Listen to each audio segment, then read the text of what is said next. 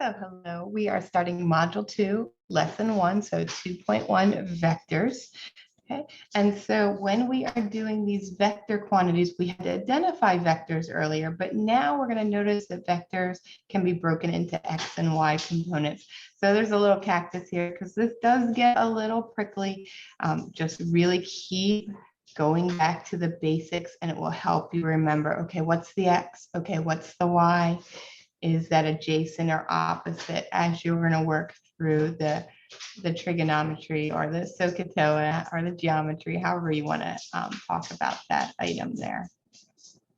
Okay. So again, you don't have to memorize your formula sheet, but you do want to make sure that you do have all the formulas on here. Right now, air resistance is 0. Okay. And for 2.1, the projectile has a horizontal constant velocity. That means whatever, a basketball, a bullet, an airplane, they're all going horizontally. So to the right would be positive. If it's going to the left, it would be negative, but they're going horizontal at a constant speed. So the acceleration is 0 in that case. So that is kind of the backbone for what you're doing. But you want to have all these formulas down, and you do want to make sure that you have all the different synonyms. Okay. So on your formula sheet, it might just say D equals VT. How did they get that? Average velocity equals distance over time. Because if I had divided time on both sides, that would I gotten. But it also means your distance in the x is equal to your velocity in the x times t. So again, that's when we have that horizontal. So the x direction is your horizontal velocity. And the distance that you would get from that is the horizontal distance, which you could also see as an R for the range. Okay, so you're going to see some of these formulas in different spots looking differently. And again, you could also see it X equals V times T or D equals V times T. So it's just something to look out for, that there is many ways to look at it. Okay, so maximum height for Y is when the velocity of Y is 0. And so that tends to be when you throw something up and it comes down. And we've done some of those before. Okay, and that is giving you your maximum Y. And that's because just right at this instant, it is stopping its upward velocity and it's starting its downward one. So there's that instant at the top where the velocity equals 0. Okay, and that's where we can use this formula. The distance in the y, which you could also see as an h, is equal to v squared, not y, over 2g. So what is that g? That is gravity, 9.80 meters per second squared, or 10 meters per second squared. So some quizzes want you to use 9.8, some want you to use 10. Just read very carefully about which one they give you. Velocity, not y. Well, that's a totally different way of what we're writing things earlier. That not, or that 0, just means the velocity in the y direction at time equals 0. So how else could that be written? VI y squared, the initial velocity in the y direction squared. So you could see it any one of those ways. Distance in the y. So again, that could be height, is equal to 1/2 gt squared. So you have two different formulas. One if you have the initial velocity and one if you have the time. So you can use either one that way. Okay, so the x final, so that is your position final. You could also see that as a d or as a p, is equal to the velocity in the x times time plus the position initially in the x direction. Okay, so each one of these is going to work off that premise. And just remember, think about what you're dealing with. Horizontal, x direction. Vertical, y direction. Do not skip these little lessons in here. It has a whole thing on how to add vectors together when you have two separate vectors and how to find the true resultant vector. And what do we mean by that resultant? Remember, displacement was a vector. And we had to do position final minus position initial. And that's the same thing that you're learning about here, how to have the final position minus the initial position. It's just your vector could be anything. It can be a displacement. It can be a velocity, anything that is a vector type quantity. So don't skip the notes areas, because even though it's a textbook and it's thick, it's good practice. One, for college, and two, to get just a little bit of knowledge before you watch the videos or after you watch the videos if you're not coming to the live sessions. Okay, so vectors can be broken down into the X and Y components. So this dark bold line here, that is the resultant vector, or sometimes you see it, and I know it looks like an absolute value, but the main thing that you're going to see here is the arrow above kind of indicating, hey, this is a vector quantity, direction matters. Okay. This down here is the angle, and we call that theta because that's that Greek letter theta, and it's broken off into the X direction and the Y direction. So Vx squared plus Vy squared is equal to Vr squared. Pythagorean theorem still works here because X and Y are always going to meet at that 90-degree angle. And just like we did before, this is the displacement. So this concerns that it has the crow flies, how waves shows up at the beginning. Okay, it's going from start to finish, and it's just giving you the distance if you were to able to fly there as if you were a crow, as opposed to going on the streets. So once you hit go, if you've noticed, it changes your distance and usually adds some distance to it because it's having to go around on the path. So after you hit go, that is the path or the scalar quantity. Okay. So what is the cosine of this angle? SOHCAHTOA. Okay, so we want cosine that is adjacent over hypotenuse. So cosine of the angle is equal to the adjacent over the hypotenuse. Who is the adjacent to this angle? Who's close to it and not the hypotenuse? That would be Vx. Vx over the hypotenuse, Vr. So cosine theta is equal to Vx over Vr. So you can then find that cosine of the angle by doing that arc sine. Okay. Theta is equal to cosine, and that is what you would plug in to your calculator. And so sometimes you have the second button will give you the cosine -1. Sometimes you have to go onto a different page. If you're in Desmos, make sure you're in the scientific calculator and not the graphing calculator, so you can get all the SOHCAHTOA features to come up. And there's just a couple little relationships of what things would look like. So if you're not comfortable with moving things around, you might want to draw this picture in your notes and then draw all these different varieties so that you can go right to it. So if I was asking you for the velocity in the X or the displacement in the X, I know I'd have to do the resultant vector times the cosine of theta. So they are all just right there, and you can add them to your formula sheet with this picture, absolutely. Okay, so let's do some practice. I have my resultant of 15. I have my theta of 30. So if you draw that picture each time, instead of trying to guess, it's going to reduce some errors. I want to find Vx. Okay. So what is this guy? He's adjacent. So for that one, it would be cosine 30 is equal to Vx over 15. And then I use my math. I got to get Vx by itself, so I got to get rid of the 15. It was dividing, so I'm multiplying. So this answer right here would be 15 times cosine 30. And that would give that to you right there. What would Vy be? So now I want this one. Okay, that guy is the opposite. So sine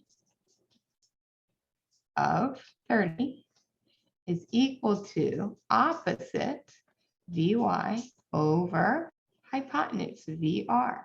Okay, so I know my Vr is 15. So again, I'd be multiplying by both sides. So sure enough, look at that. There's some patterns emerging. That one is 15 sine theta. So for this, but there are some units where it's backwards, but for this, often you're going to see that Vx is the resultant times the cosine of the angle, and Vy is the resultant times the sine of the angle. But draw the picture each time because there is one or two that is backwards here, but later on it could be backwards many, many times. So drawing that picture is helpful. What if they only give us Vx and Vy? So Vx is 17.5 and Vy is 15. I gotta find this guy here. What can I do to find this guy here? Oh, Pythagorean theorem. And how can I find theta? What do I have compared to theta? I have the opposite and the adjacent. So when I look over here, tangent is the opposite and the adjacent. So arctan Vy over Vx.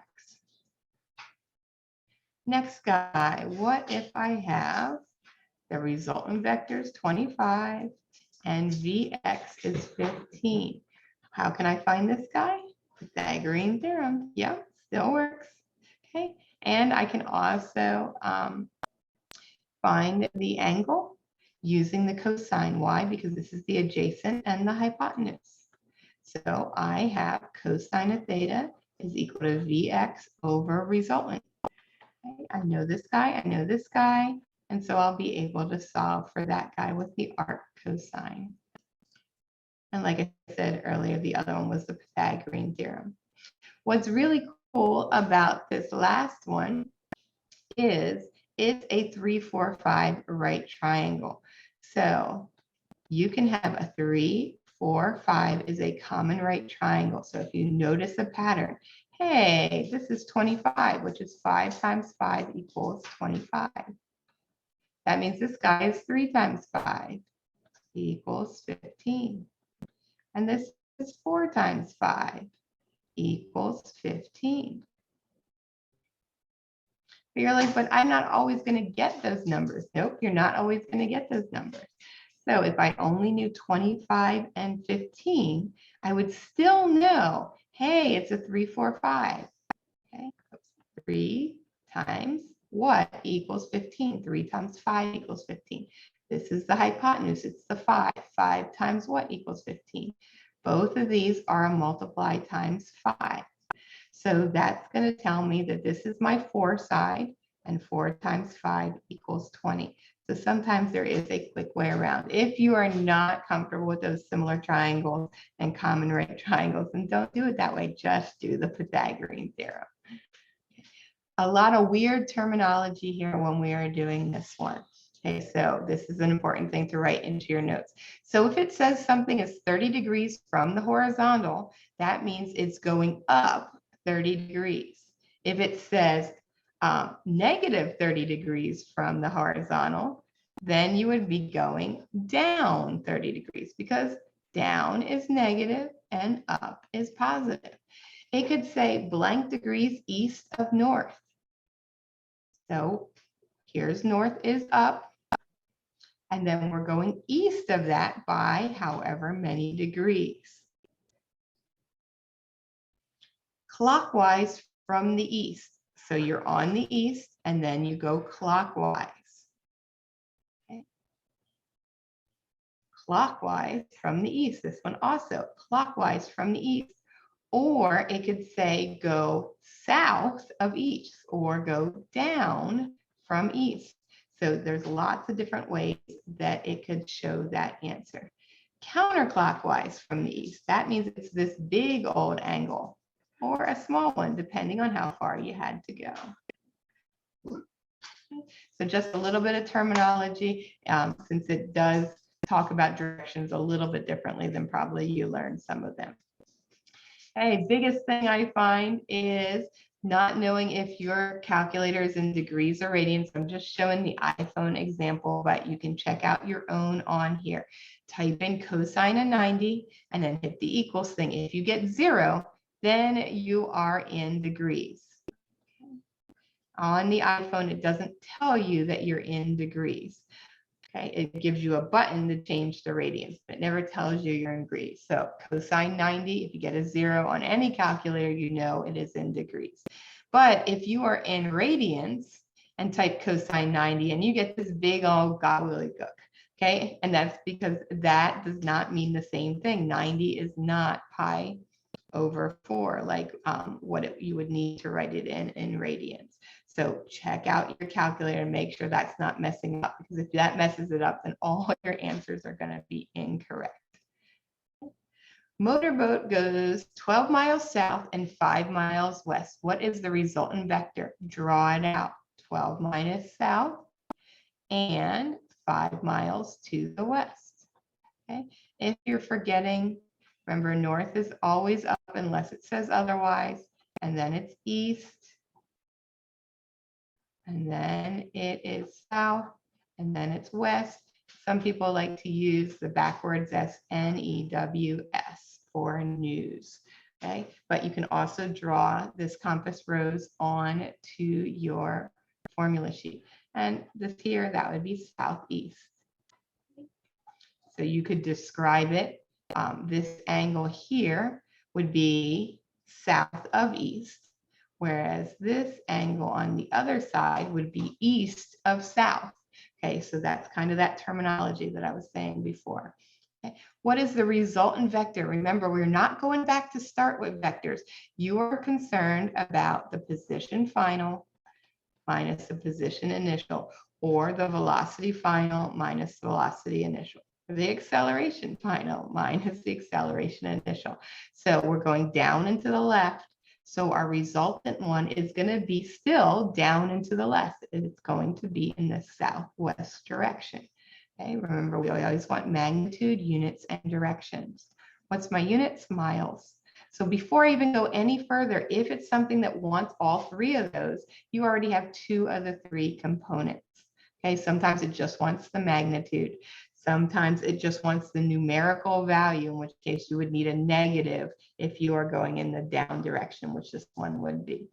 Okay, and resultant 5 squared plus 12 squared is equal to c squared. And then you would solve that. 25 plus 144 equals c squared. And then 169 equals c squared. Your answer is not c squared. What do you have to do? You have to take the square root of both sides for you to have that answer there. So 169. Make sure you're just doing the square root, and my answer is going to be C equals 13. So 13 miles southwest would be my answer. Magnitude, units, and direction.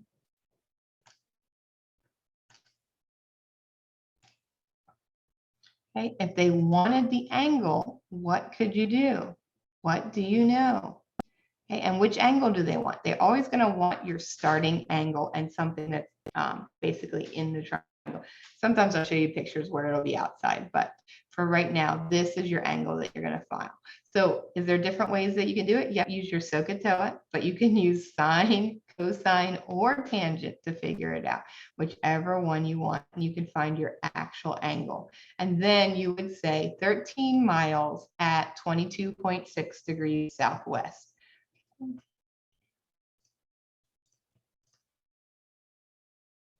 Yep, and that is the end of that first one.